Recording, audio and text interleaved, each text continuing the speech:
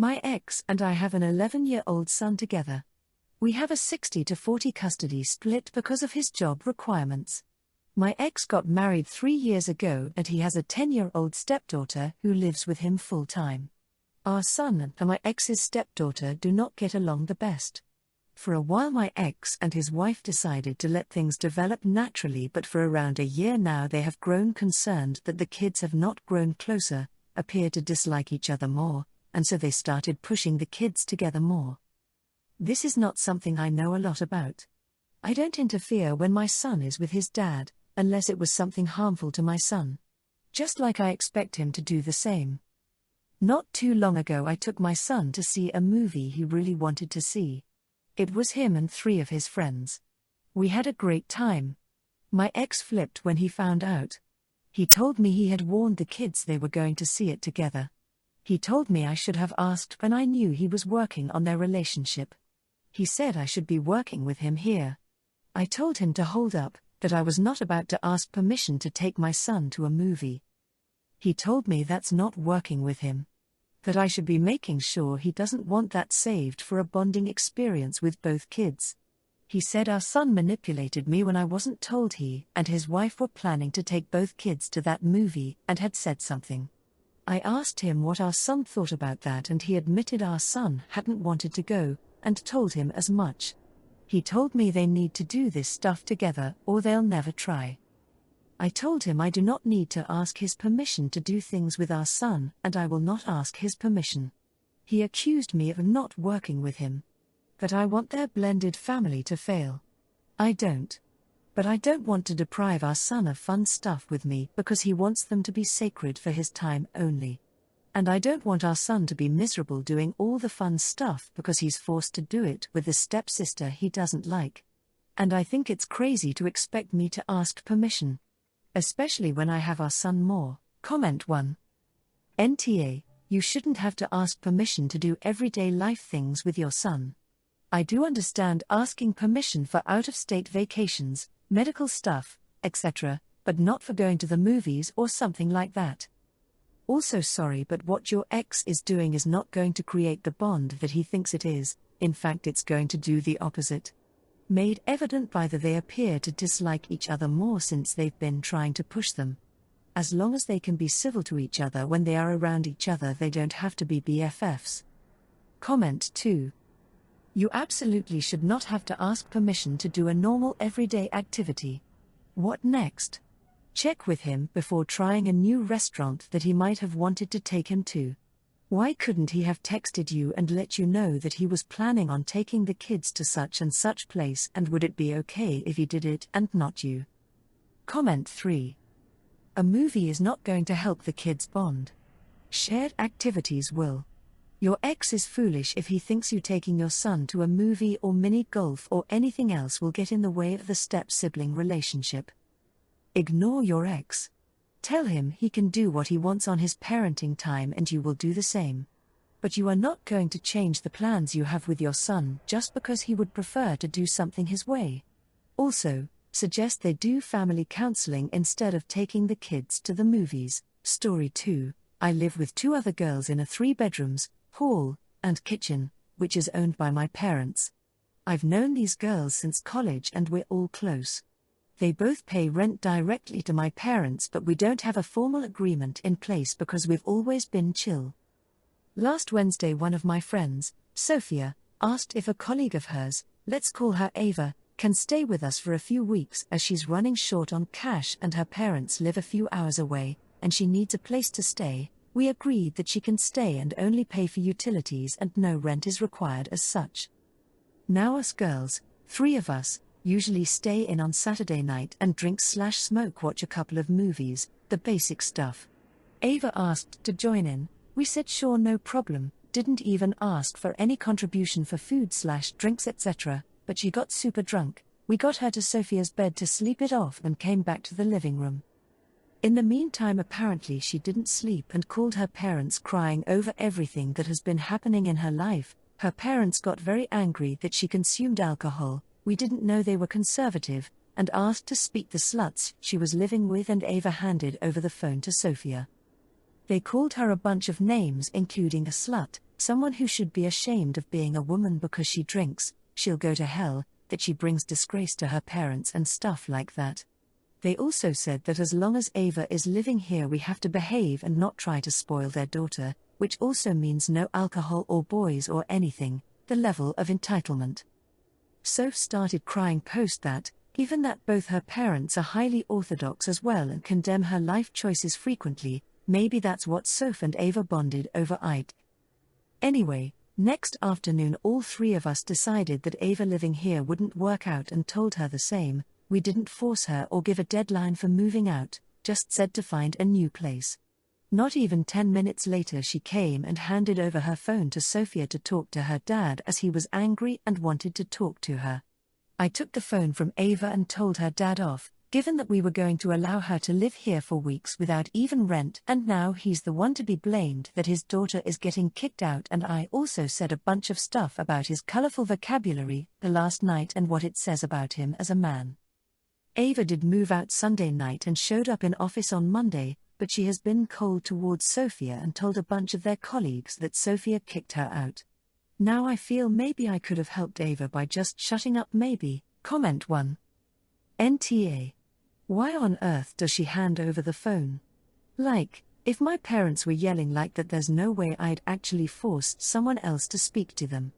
I'd deal with their anger myself, or I'd hang up. I don't really know what she thought would happen by doing that. She needs to grow up and set better boundaries with her parents.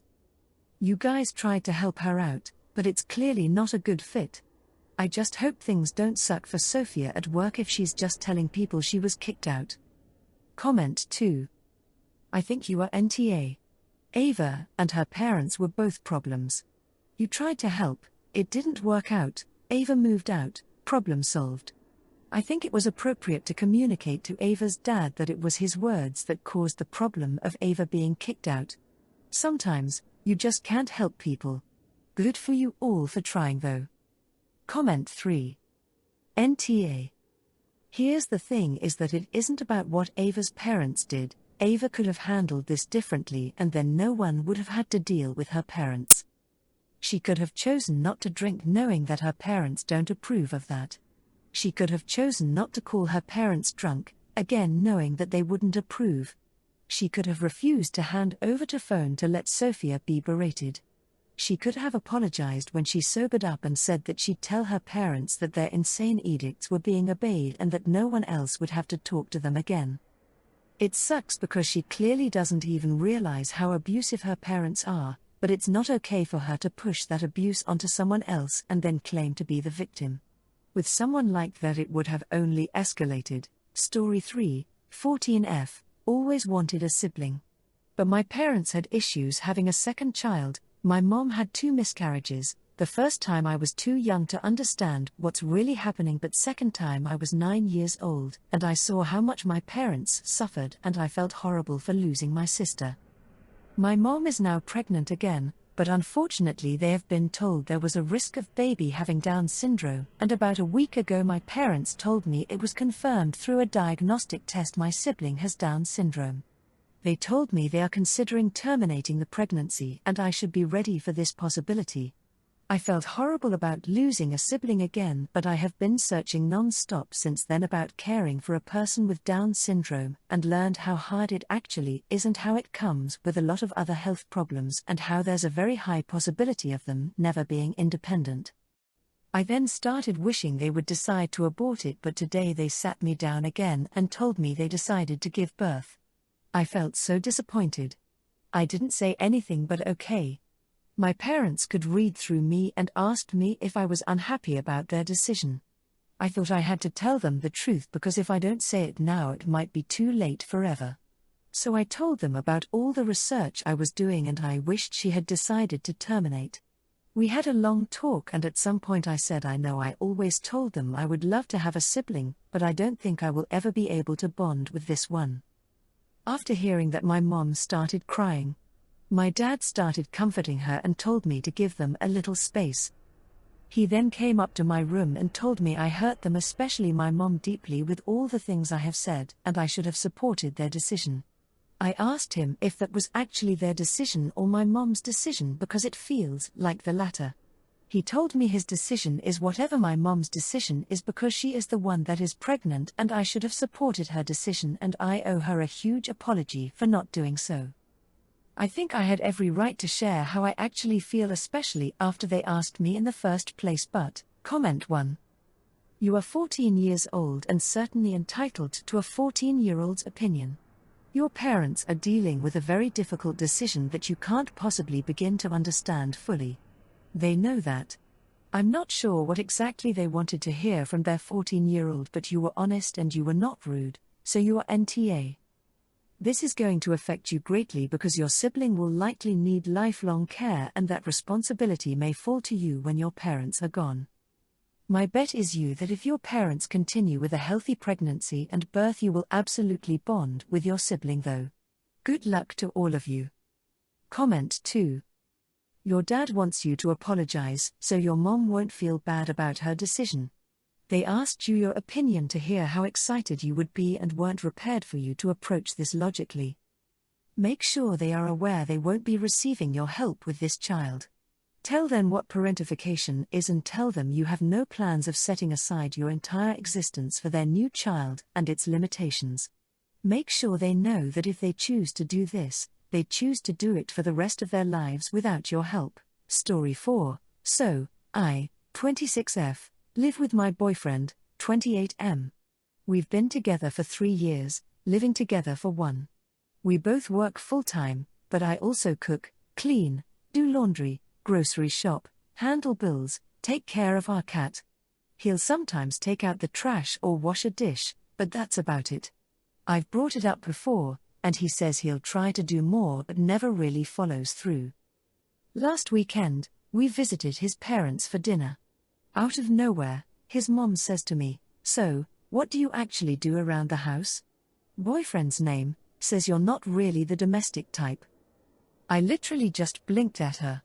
I laughed awkwardly and said, "Well, if by not domestic you mean I do everything, then sure." She didn't even laugh. He looked embarrassed but didn't say a single word to defend me. On the way home I asked him what that was about and he said, "I just meant you don't really enjoy housework." Dude. Who does? I was mad. He apologized lightly and said it was just a joke. So I decided to take a little break from his laundry. I stopped doing his clothes completely. Didn't say a word, just folded mine and left his in the basket. A week passed. Then 2. I could see his pile growing.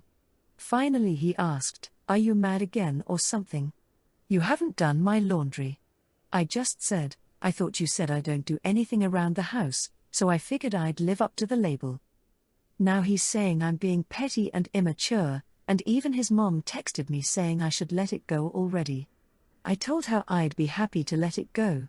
Right into the washing machine with the rest of his responsibilities. Comment 1. You stop doing one chore and he is calling you petty and immature and having his mom text you about it. I'm torn between you should dump his lazy ass and you should stop doing everything for him. Cook for yourself. Grocery shop for 1. Do your own dishes and let his rot in the sink. NTA. And remember, this whole issue came up because your boyfriend badmouths you to his mother, and she thinks she has a say in your relationship. Do you really want her as a mother-in-law? Comment 2. If they're renting, she should look for her own place and, in the meantime, stop doing any chores for him. Stop cleaning up after him, stop cooking for him, just stop. Then, when she has a place, she should take a sick day from work, pack everything up, and leave. Ghost that stupid mama's boy. If they own, it's a lot more difficult, but either way she needs to leave this man. Comment 3. My sister's husband said something similar to her once. That was one of many comments. She didn't wash another item of his.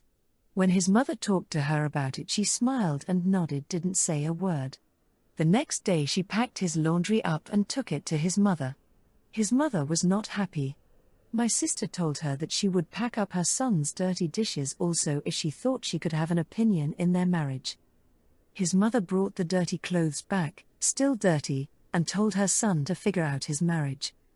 My sister told him that he had two choices. He would be doing his own laundry from now on, and they would be going to couples counseling, or divorce. She told him that she was not raising his mother's child.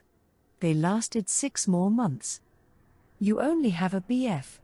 My suggestion would be to tell him to do his own laundry at his new place. Unless you like being the maid. I, 23F, just finished my master's degree in social work a few weeks ago. It was a really big deal for me, first in my family to get a graduate degree, and I worked full-time during school just to make it happen. So, my close friends and I planned a small dinner the weekend after graduation to celebrate. I invited my dad, my 2 younger brothers, my best friend, and a couple of classmates I'm close with. I also invited my mom, but not her husband, Doug. For context, my mom remarried about 6 months ago. She and Doug started dating pretty fast after her divorce from my dad, like within 2 months, which was already kind of jarring. But I've been trying to be polite and open. That said, Doug and I don't exactly click. He's very opinionated, loud in conversations, and kind of dismissive of anything he doesn't agree with. At Thanksgiving, he made a comment about my degree being woke nonsense and said something like, "Hopefully you'll find a real job someday." My mom laughed awkwardly, didn't say anything, and I just kind of swallowed it for the sake of the holiday. But that really stuck with me. So, when I was putting together this dinner, I made a choice to invite my mom, but not extend the invite to Doug. I didn't say he's not allowed or anything, I just worded the message so it was clear it was for her, not her and A+1. I figured if she really needed to bring him, we'd cross that bridge. Well, she declined the invite and told me later she felt excluded and like I was punishing her for being happy. I explained my reasons, how this was a small, personal dinner, and I didn't feel comfortable having Doug there. I even offered to do a separate lunch or something with her and Doug another time. She wasn't interested. Now she's not talking to me, and my aunt, her sister, says I should have just sucked it up because he's part of her life now and I'm being disrespectful. I'm honestly torn. I didn't want to make this dinner about anything other than celebrating my graduation. But maybe I did make it weird. Was I being petty or was I just setting a boundary?